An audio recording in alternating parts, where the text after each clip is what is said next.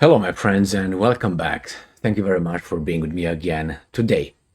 One of my favorite philosophers is Plato, and I like him not only because sometimes I don't understand what the fuck he's talking about, and I don't consider myself an idiot, but my problem is with this. This guy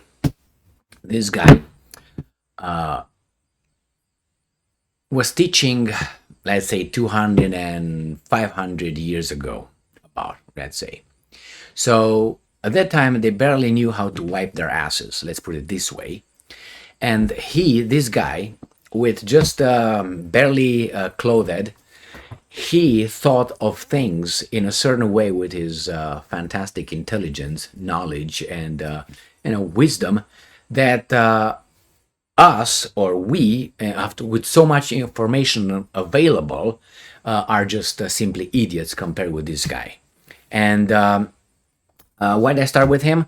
Because in this book, in the Republic, Plato talks about the Philosopher King. He talks about a society, a polis, a city-state, and how he would organize it. Very interesting book. I recommend it.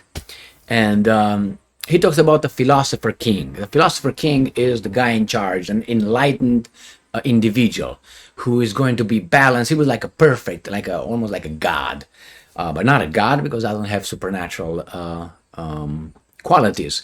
And he talks about the Philosopher King, then he talks about the next strata, and then I let you read it.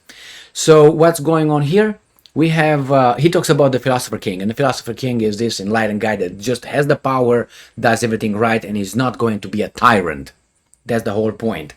Now we have here Niger, or Niger, where the coup, the military coup occurred, and this military junta is portrayed as being this kind of people, blah, blah, blah, blah, blah, blah. Why? Because certain interests are threatened, Western interests.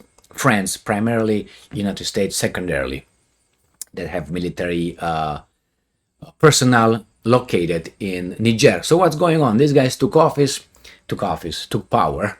The junta, the military junta, they arrested the president, and they didn't harm the president. And now they come and say, you know what? This is what we're going to do. We're going to restore the civilian rule and democracy within 3 years.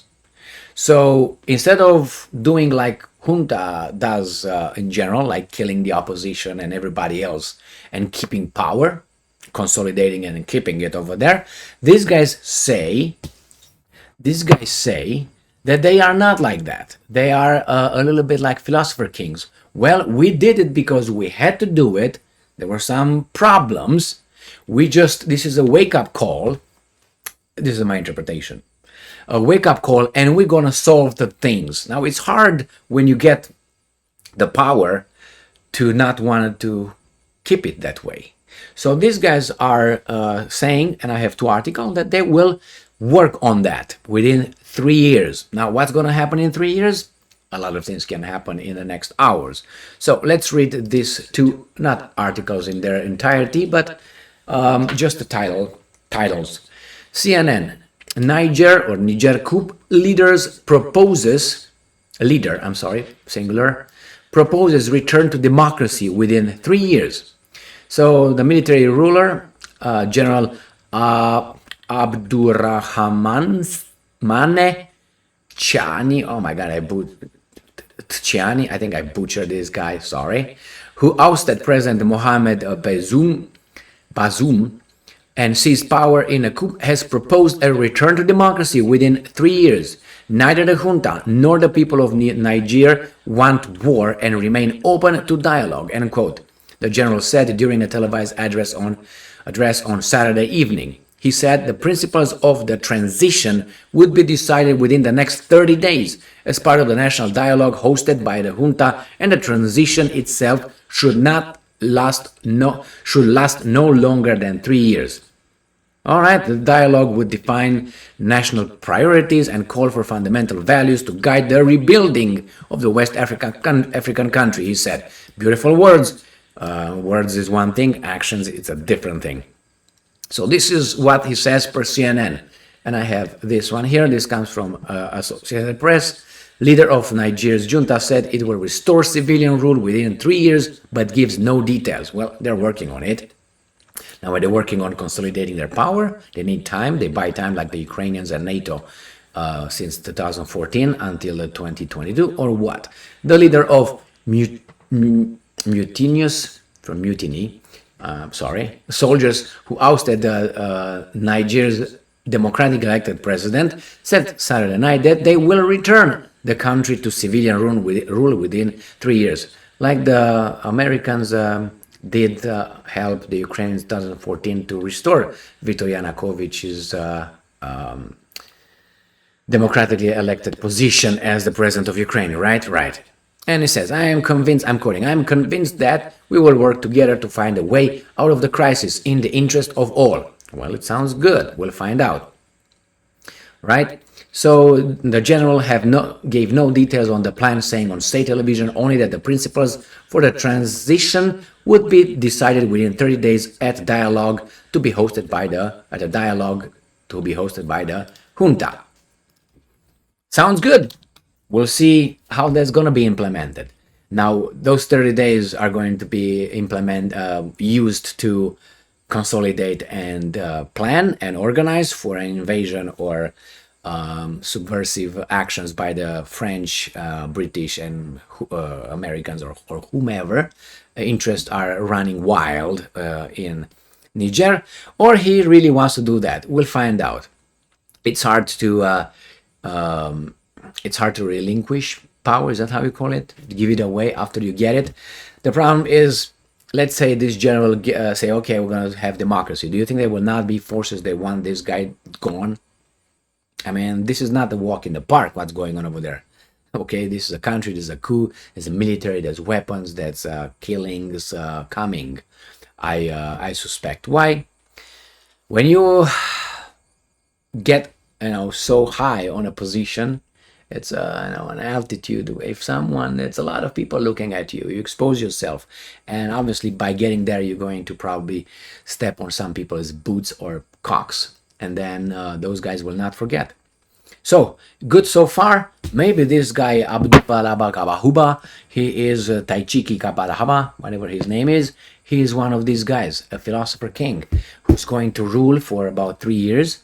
He's going to make sure, like Ataturk, let's say in Turkey, will bring people together, will restructure Niger, and will kick out foreign powers, and will be gladly and how should I put it, really, really independent, and will fulfill its destiny on its own terms. Okay, not on other foreign interests terms. I hope they do that. But to do that, it's hard because they're poor, and when you're poor, certain situations can turn into others. But it doesn't mean that if you're poor, you don't have a strong will or a desire to make sure that your people are not going to be poor anymore, or at least most of them, since 40%, I think, of citizens of Niger, I couldn't say if Nigerians from Nigeria, anyway, are poor. I hope they will not be that way, and they will put in place structures that will really have a prosperous Niger. That's my hope. And don't allow external influences to dictate or to control you. If you allow that a little bit, they will take over Red Rover. It's like in a marriage with in-laws. If you allow the in-laws to stick their nose in your marriage, then you're going to have a problem, because they're going to come back and say, hey, you owe me, so therefore I have a say in this. You have no say. It didn't happen to me because I stopped that from the very beginning, but I'm just saying be mindful of that. It's a good example, and I give it because a lot of people might relate to that kind of thing. So don't allow the in-laws, if you figure out that the in-laws might come later and try to, influence how you and your wife or your husband, run the show of your family. All right. So the same with Niger. Don't allow those guys. Yeah, we're going to give you some aid, but we're going to give you some monetary aid, bribes, but aid is aid, international aid. But then we come and say, well, democracy here, human rights here, you have to allow this ideology here. Well, ew, don't. That's the way they work. Thank you very much for being with me again today. Will be or not to be or not to be. Let's use Shakespeare as well. Stay strong, stay smart, look for the truth, and be just.